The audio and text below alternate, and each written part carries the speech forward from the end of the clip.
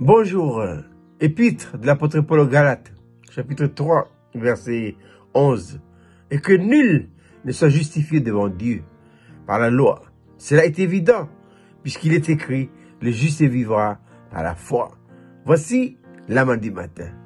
La vie par la foi. Mais pour que cette vie devienne une réalité expérimentale dans notre vie, il faut qu'on soit juste. Mais nous sommes justes en Christ. Pourquoi? Parce que Jésus, dans la rédemption, il s'est substitué à nous. Il s'est substitué à nous, parce que le même apôtre dira toujours dans sa lettre aux Romains, il n'y a aucun juste. Nous sommes tous pécheurs. Mais par l'œuvre de la rédemption, Jésus, eh bien, il s'est substitué en nous. Il a pris en lui tous les fardeaux de nos iniquités. Et du coup, quand il est mort, nous sommes morts avec lui. Quand il a été enseveli, nous le sommes aussi avec lui. Ressuscités avec lui. C'est pourquoi Paul dira dans sa lettre aux Éphésiens qu'il nous a ressuscités ensemble et nous a fait asseoir ensemble avec lui dans les lieux célestes.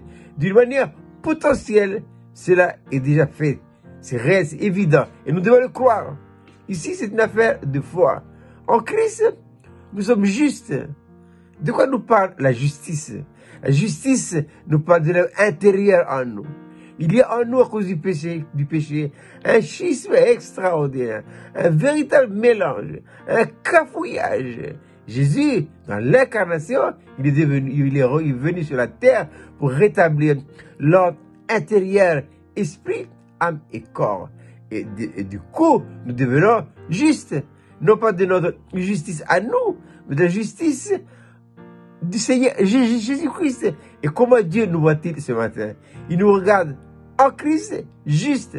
Je répète, ce qui a été, il y a plus de 2000 ans déjà, accompli par le Seigneur, doit maintenant devenir une réalité expérimentale en vous et en moi. Et qu'est-ce qu'il faut faire? Il faut la foi. Et qu'est-ce que la foi? La foi est à l'égard de Dieu une confiance totale.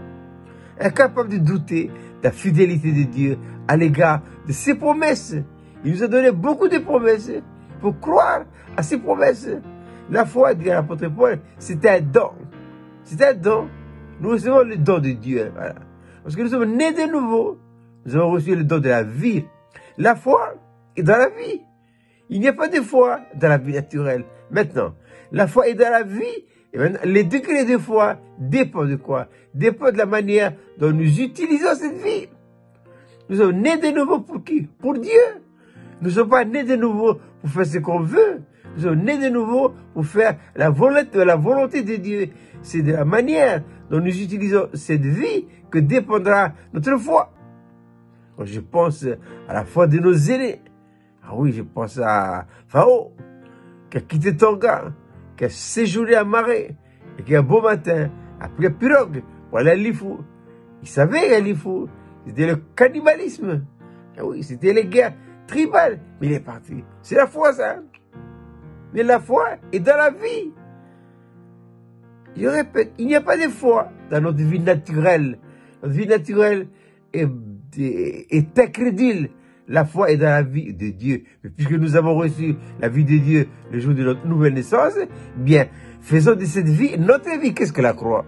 Justement, la croix, c'est un principe de vie qui consiste à donner à Dieu tous les temps absolus.